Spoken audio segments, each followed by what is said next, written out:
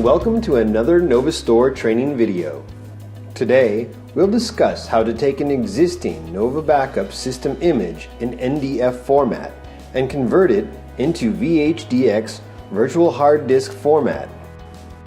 First, locate your system image in NDF format. Next, launch NovaBACKUP and select Image Backup.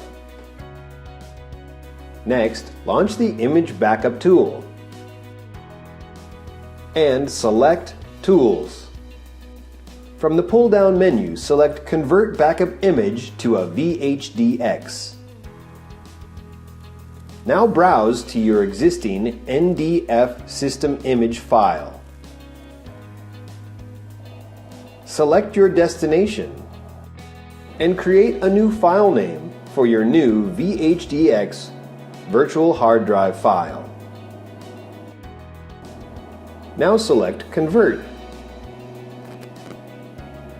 This may take a few moments, so let's jump forward. Once the process has completed, close the Image Backup tool. You should now have a new VHDX system image file, which you can easily access or even boot as a virtual machine.